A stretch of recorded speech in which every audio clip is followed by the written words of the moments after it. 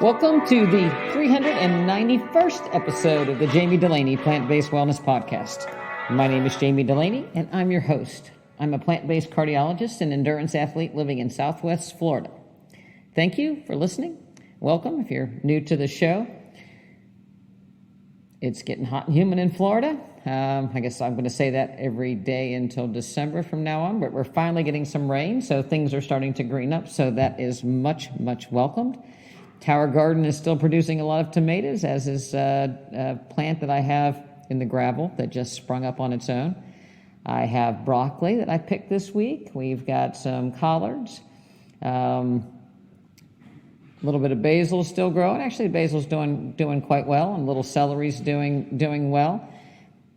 I had a daikon radish that I grew from microgreen seeds that I threw out, and I harvested it, and it flowered, and there were abundant seed pods. I threw it back in the ground. Now I have a bunch of daikon radish microgreens coming up in my raised bed. So it's all cool. It's coming around. Papayas are a little slow. Mangoes are coming on. Probably 2 weeks maybe before we have some good mangoes. A couple have fallen off the tree prematurely, and some have ripened and been very tempting. I got another round of bananas from my friend Matthew Reese over at What's Ripening, and delicious. If you haven't had some tropical bananas, you're missing out. So if you can get a hold of some of those, it'd be great. I also have had some soursop. If you haven't had that tropical fruit, I bought that at the local Colombian grocery store, so that's pretty cool. Of course, we've got some watermelon. We had a honeydew this weekend. Berries are coming in. So abundance of fruit, and that's what I like to do for breakfast. A little chia seed, fruit, maybe a little bit of yogurt, maybe just a piece of my homemade sourdough bread. We were in Houston this past weekend to celebrate my grandson's 2nd birthday, and he had a trash truck theme, and Addie Dulaney Meinerich, our registered dietitian, did a birthday brunch type celebration. So we had plant-based pancakes that Nathan, her husband, made, and Nathan made waffles. Addie made the pancakes in a tofu scramble, and we had sauteed mushrooms and peppers and had a bit of a fajita bar if you wanted it. And I attempted to make a trash truck out of a watermelon. Kind of looked like the Kool-Aid Man a little bit, but I had a watermelon and some pineapple. I had limes for the wheels, so it was pretty cool. So we have celebrated the Diva's birthday, her 89th birthday, and Addie Dulaney Meinerich's 30th birthday, Caleb's 2nd birthday, and upcoming this weekend will be Nathan Meinerich's birthday. So then we'll have a little bit of a break until yours truly turns the big 6-0 in August. So maybe I'll slip under the radar with that one. But maybe we'll have to do some sort of big 6-0 workout. Who knows? I do want to attempt 100K, which will be 62 miles sometime before 2023. So we'll see, or maybe before the year's up, before 61 comes along. How about that? We'll put that aside. Next up, though, we have the Leadville Marathon, and that'll be the elevation, so we'll see how that goes. And then it's back to the swimming pools to get in shape for a swim run in the fall, another fall marathon, and some winter ultras. So I always like to have something on the calendar. Keeps me training, keeps me honest. We just finished a kettlebell workout with the practice.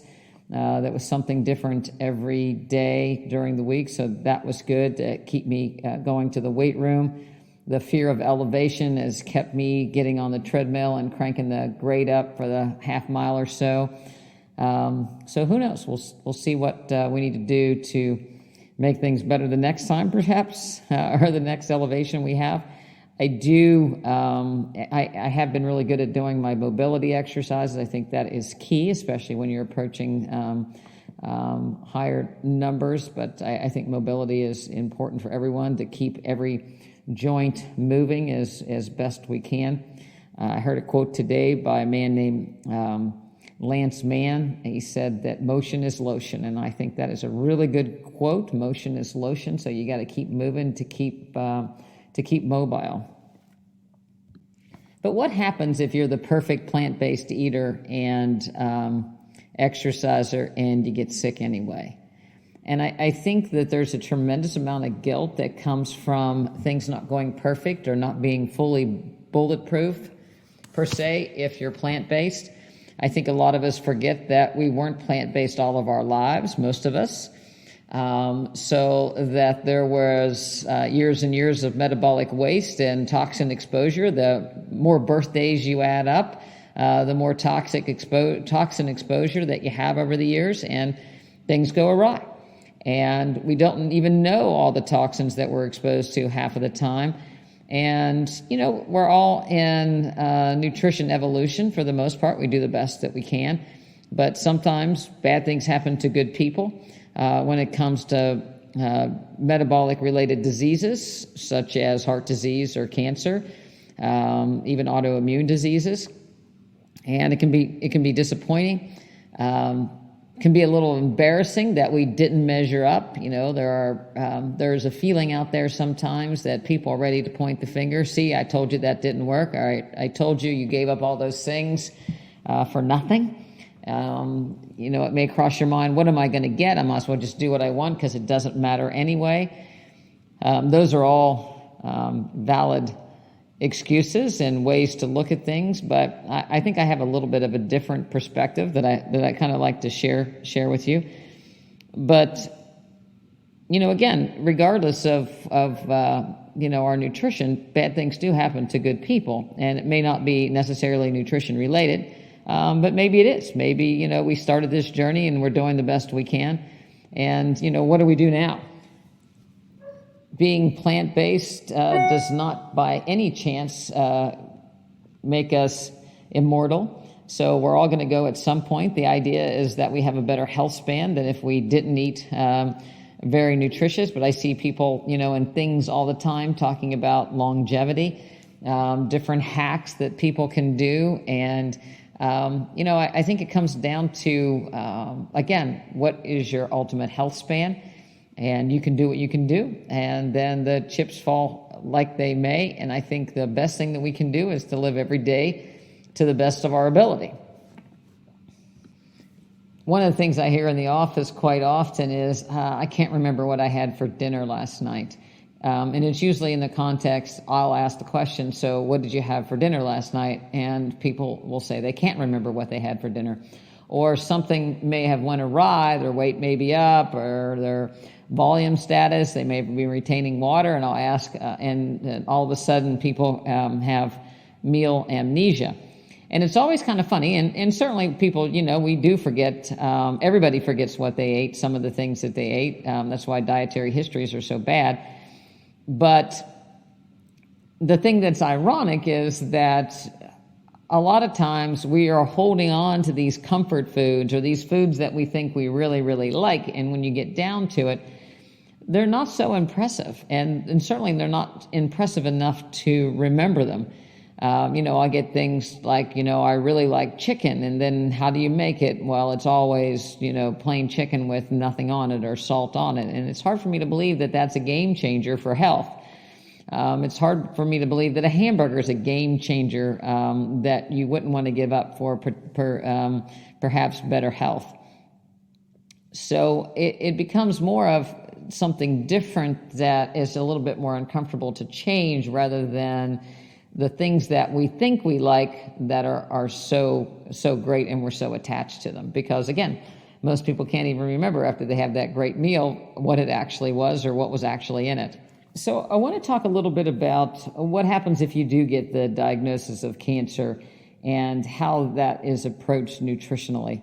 And you could apply it to cardiovascular disease as well. But the cancer diagnosis is a little bit more difficult to deal with, and that your appetite seems to be and often is much more affected. If you have a heart attack, you may feel bad for a couple of days, but ultimately if somebody was in the hospital or they got a stent or they had a bypass, and it doesn't take long for your appetite to come back, and there might not be a big shift in weight unless there have been some major complications. But when people get a cancer diagnosis, then the fear is in losing a tremendous amount of weight and not being able to maintain stamina and be able to get around.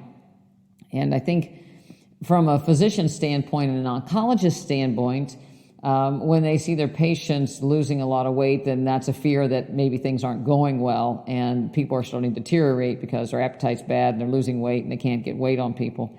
And certainly if that gets out of hand, it can be an issue. But often we don't look about where we start from. We know that being overweight increases one's risk for cancer, mainly because of all the inflammatory compounds and hormones that fat actually generates, fat cells actually can generate.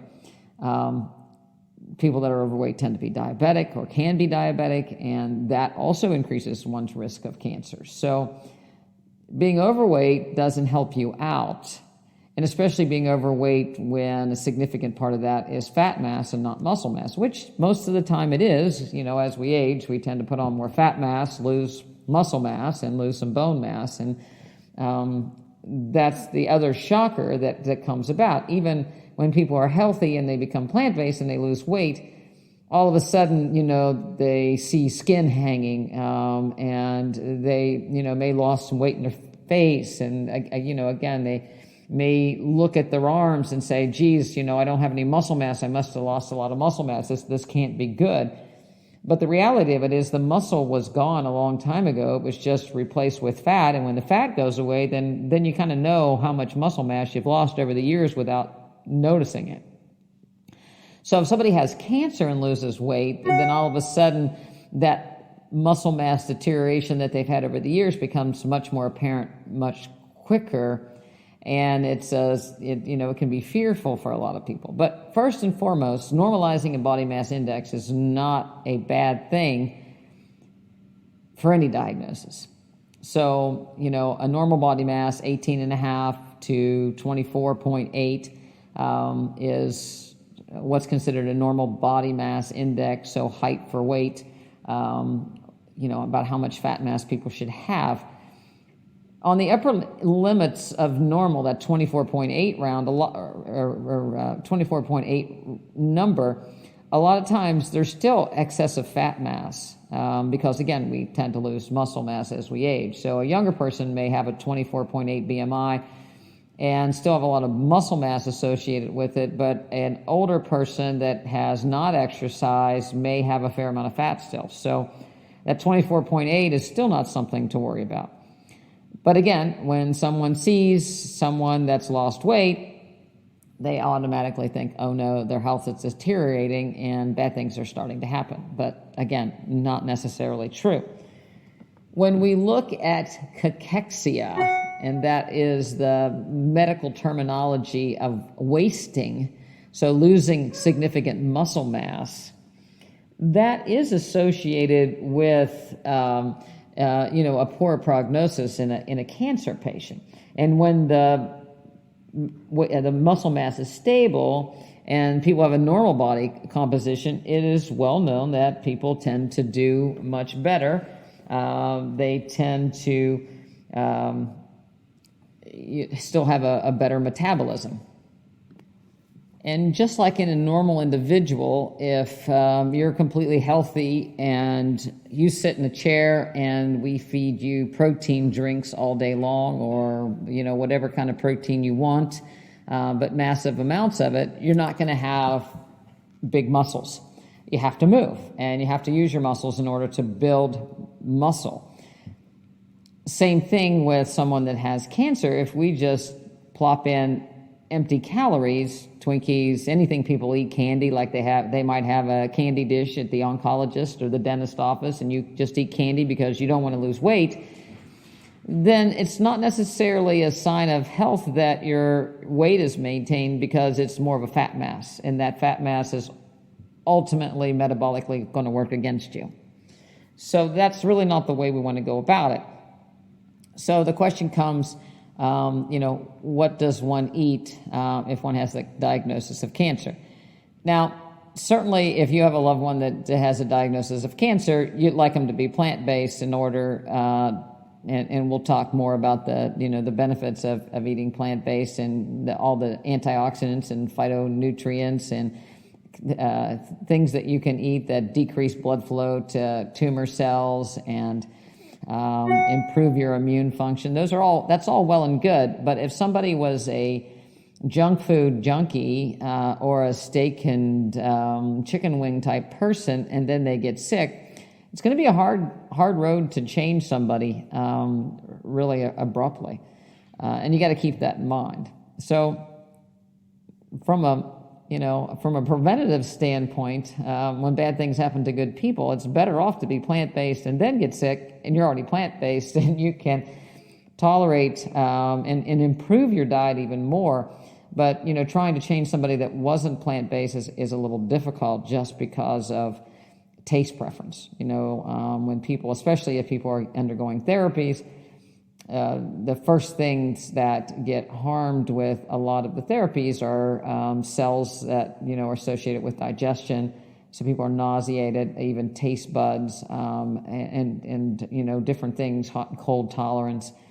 So it's real hard to get somebody to change drastically. To me, that's where the aim should be more at adding good things in best you can. Certainly not, I never be one to give up and just say, okay, eat Twinkies to keep calories on, but, can you do fruit juices? Can you do, carrot with juice with fruit in it? That's where juicing would come in to get some more nutrients into people. And do some gradual changes and accelerate or accentuate the foods and the vegetables that they actually eat.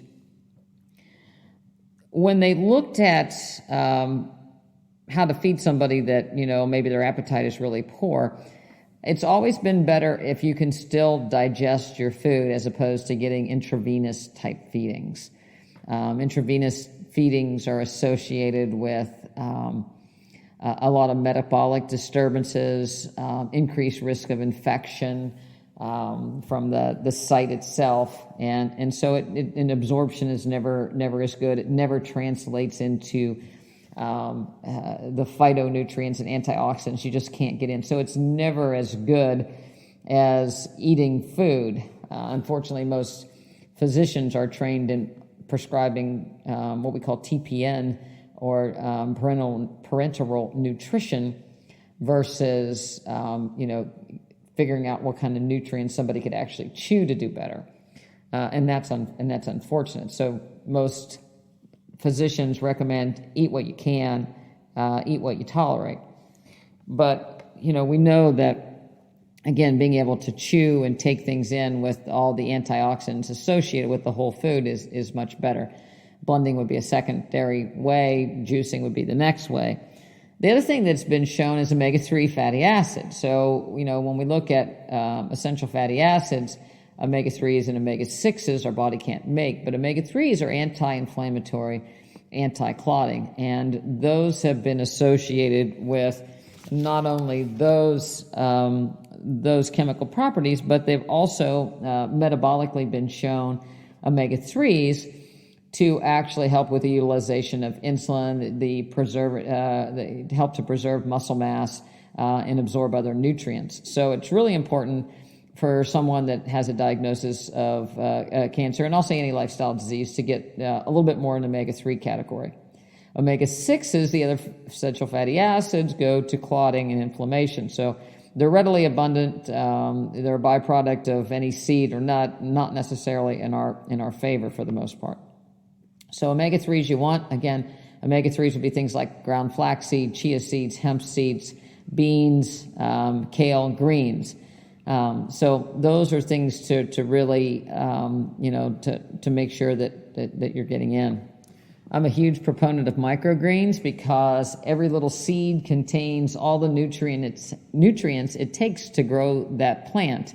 So one little seed can grow a microgreen that is rich in antioxidants and minerals and everything it was needed to grow that plant. So that little daikon radish microgreen has all the nutrients of its big brother, the radish, when it finally grows. So go ahead and get all the microgreens you can. They're easy to grow them in a windowsill, but whatever variety that you can get a hold of, it's best to grow. Again, we're coming into summertime. You can even throw the microgreen seed in a raised bed or a little box, and they can really take off.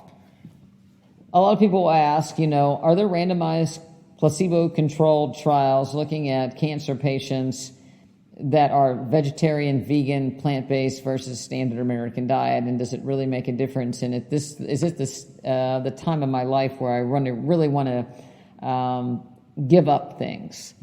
And to me, the first answer is you're never giving up. You're enhancing your well-being by taking in these plant-based products, plant-based foods, microgreens, colorful fruits and vegetables that won't make you worse. So we're not going to do any harm. The problem with all the studies is all the people get lumped together. So vegans, junk food vegans, vegetarians that eat eggs, pescatarians, dietary history people that maybe even aren't vegan or vegetarian get lumped in with people that are really good plant-based eaters. So it's really hard to show that there's a tremendous survival benefit with eating plant-based in a lot of the meta-analysis. Certainly, isolated studies have shown marked benefits from specific foods like mushrooms and curcumin and turmeric, all of the greens, but carrots and cruciferous vegetables. The other interesting thing when you look at studies of cancer patients and nutrition is that all the studies look at overall survival with nutrition.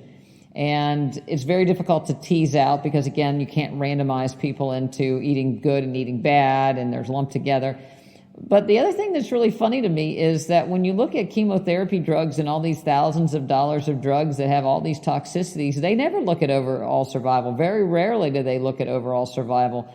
They look at tumor progression or regression or tumor regression or disease-free survival. So it's kind of unfair with from a nutrition aspect that the bar's set so high that, in order for you to give up cheese and eat broccoli, that there has to be a survival benefit before it could be recommended. I don't think that's fair at all, especially when you look at a lot of chemotherapy drugs and they're looking at at best if the overall survival's a few months more, or at best if it's a disease-free survival and there's no look at survival. So I think, again, when you're looking at some of the studies, you have to really look at the context that these things are taken in.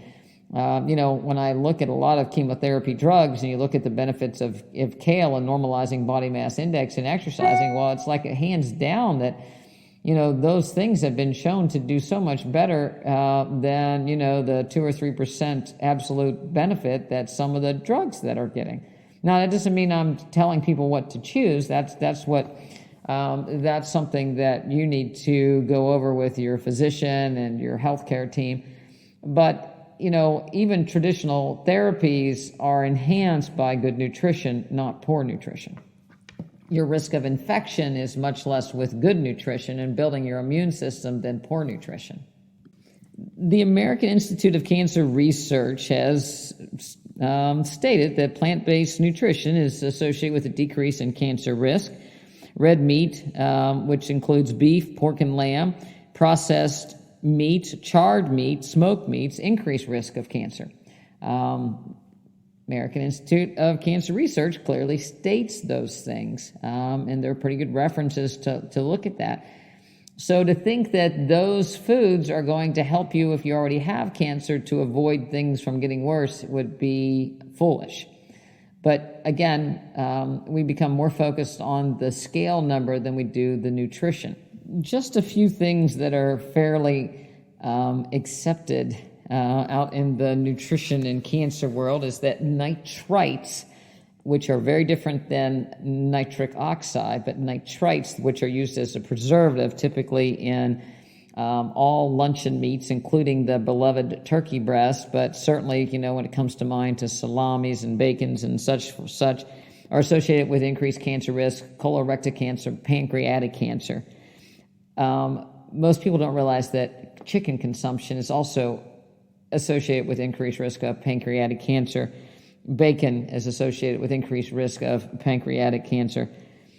On the other And some of that is because poultry may have viruses associated or be contaminated with viruses that increase the risk of liver and pancreatic cancer. So, anybody that's watched, there was, a lot of years back, they showed chicken farms and how chickens are processed. It's a pretty dirty environment. Factory raised chickens are in a pretty filthy environment, and the risk of viruses are abundant, and it can be lethal not only from an infectious standpoint for people, but also from a cancer-causing point of view. And, just to drive it home, if you're undergoing therapies and your immune system is compromised, then dragging a chicken that can be contaminated with salmonella and other harmful bacteria, or even beef products or any meat products, that splash is not like you can see it. And it's very hard to get that cleaned up, and it contaminates your kitchen and make a risk of infection for somebody that's getting any kind of chemotherapy or immunosuppressant drugs available. So, that was the game changer in our household when my mother got lymphoma, is that I didn't want to bring up any animal product into the household, into her kitchen, that might increase her risk of an infection. And not to say that you can't get infection from vegetables, but the contamination is much, much higher in animal products, and much greater for the most part. On the other hand, phytates, and people argue over phytates all the time, but they're found in beans, grains, nuts, and seeds, and actually decrease cancer cell growth, and particularly pancreatic cell growth.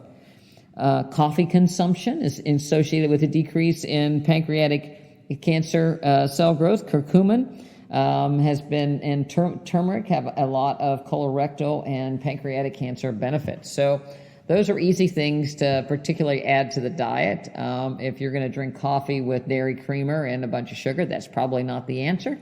But again, there are places where coffee enema is used as part of therapy and have been very successful as well.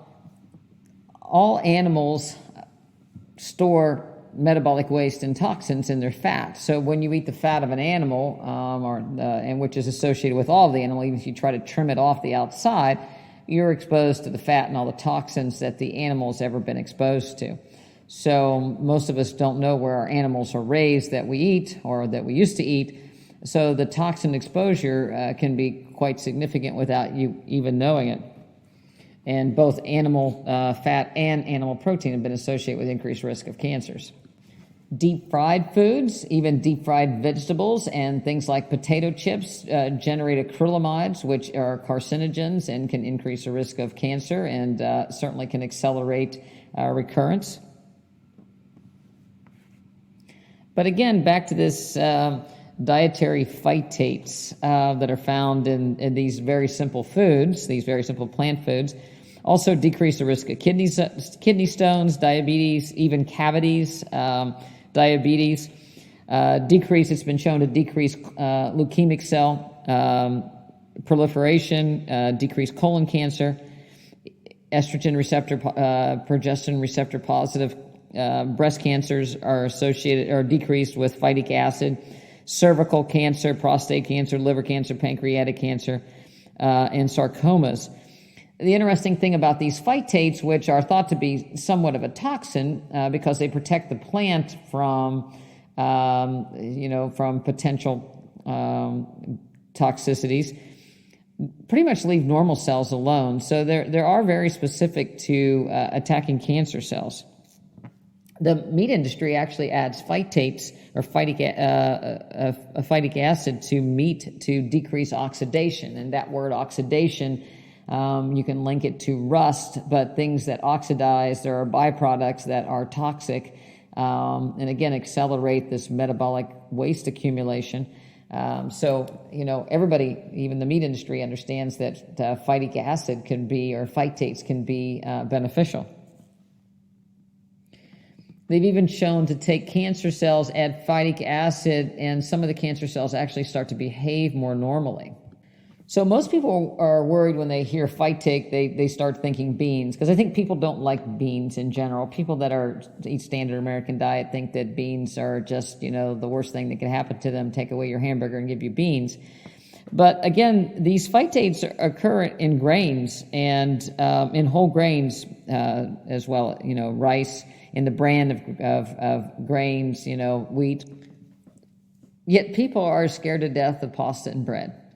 So, it comes back to whole grain pastas and bread can be very beneficial as far as when it comes to cancer. It's also a good source of protein, a good source of calories, can help maintain a weight, help maintain energy. So turning your back on bread and beans and different grains when you have cancer is probably completely unfounded. On the other hand, we just said that chicken and beef and processed meats are associated with cancer, yet that's the first thing that people push because, again, it's protein. And that's really not what we're looking for. So it does become a little bit difficult when people's appetite is decreased and we're trying to get calories in people that can't eat large volumes. But what we eat is still very, very important. And again, if it caused a problem to cause cancer or to be associated with cancer, certainly when you have cancer, you're trying to get over, it's not really the way to go. If we go back to those microgreens, phytic acid is actually used as a source of phosphorus for the seed. So again, those little seeds have everything they need to grow. And phytic acid is part of that. The problem is that a lot of people state that increased phytate ingestion is associated with a decreased absorption of zinc, iron, and calcium by the body. And that has been kind of documented on both sides of the board. So certainly if you give people a bunch of bran and then you look at their zinc, calcium, and iron absorption, it might go down a little bit. But we're not suggesting that people eat a diet only of phytic acid or a diet of only bran or grains. So again, a whole foods plant-based diet is that of a very well-balanced plate: vegetables, fruit, whole grains, and beans, not just, whole grains and all beans. So we want the color in there as well. We want the fiber, and that absorption varies, depending on how you eat your food and what meals have what. I think what's hard to imagine in people that aren't plant-based is if we just get a little bit, let's use zinc for instance. There may not be a lot of zinc in a lot of plant-based foods, but there's a little bit. And when you eat a wide variety of plant-based foods, then you end up getting those micronutrients in the amounts that you actually need. So there's not a problem with malabsorption. I mean, again, you can go back to the blue zones where people ate a lot of breads and grains and pastas and beans, and they did just fine because they had a diet with a wide variety of fruits and vegetables. You can also look at the gut microbiome. The more diverse you eat, the better your gut microbiome is, which also improves your immunity. So plant-based eaters tend to eat a whole variety of food instead of 2 or 3 things. So we kind of trickle in these micronutrients and vitamins and minerals from a variety of sources as opposed to one large source, such as an egg or a piece of liver. Soaking beans, fermenting beans, sprouting beans decreases the phytic acid or the phytates in them. Fermentation, such as the production of sourdough bread, and the fermentation actually decreases the availability of phytic acid, increases the zinc absorption. So it kind of all works out like it should when we prepare our foods. If I just gave a little dietary history of what I ate yesterday, breakfast, soursop, papaya, pineapple, blueberries, blackberries, banana, chia seeds, sourdough bread, a little bit of almond milk yogurt, lunch spinach, white rice, tomato, pepper, cucumber. Evening zucchini, pearl rice noodles, tomato, mushrooms, beans, bananas, black cherries, cacao powder. I mean, there's a wide variety of foods, wide variety of color, versus if I were to say in a standard American diet, I had Cheerios with milk and, half a cup of blueberries and orange juice, and grilled chicken sandwich for lunch with a slice of tomato and pasta with a meat sauce and a lettuce salad. So you can see the difference between those two meals. And I didn't have that second meal. That's if somebody ate a standard American diet, for the record. But you can see the difference in nutrients, antioxidants, and potential benefits in what I ate versus the standard American diet. So if we're going to help ourselves, we have to kind of look at some of these nutrients. I had someone tell me this week that they thought kale, onions, beets, beans were medicine, and bread, cheese, and meat were food. And they didn't really like medicine so much. I think let food be thy medicine, that they do have a point that, there's so many nutrients in kale, onions, beans, tomatoes, that they are medicines, but they are truly food, and they should taste well, and they can taste well if we put them together correctly. And that becomes the challenge. So if you're not feeling well, it's really hard to have enough energy to do some of these things. And so that's when, it's time to make it simple. I always tell people that one of our most simple meals are greens, typically Swiss chard, beans, a sweet potato, and a salad. It doesn't get much more simple than that. Fruit, you can buy already chopped up or prepared. Doesn't take much. Chia seeds, flax seeds.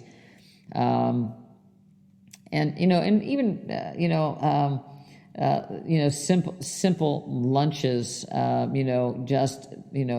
broccoli, mushrooms, rice, things can be very, very simple. They don't have to be these big fancy recipes. I think we put so much nutritional pressure on ourselves to create something that either appears like it did before a standard American diet or is over and above, so we have to impress people, that it's so much more beautiful than regular standard American food. And I don't think we're going to impress anybody, because if you can look at a chicken sandwich or a cheese pizza and you think that looks beautiful, then chances are kale's not going to look, some sort of kale or broccoli casserole is not going to look that appealing to those people anyway.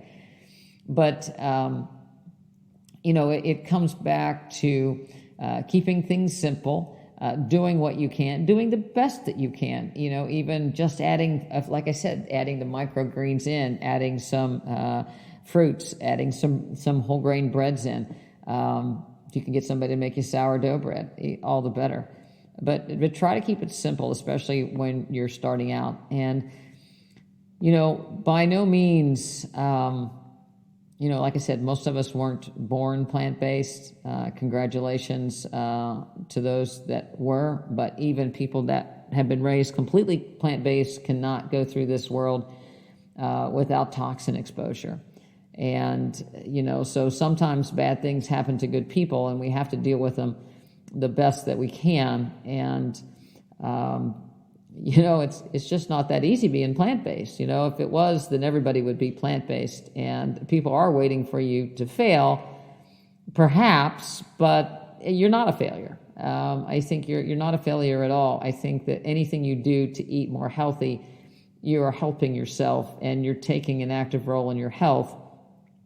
And should be applauded for it and supported for it. And somebody should help you cut up your fruit and veg if need be, rather than to bring you McDonald's to just try to fatten you up.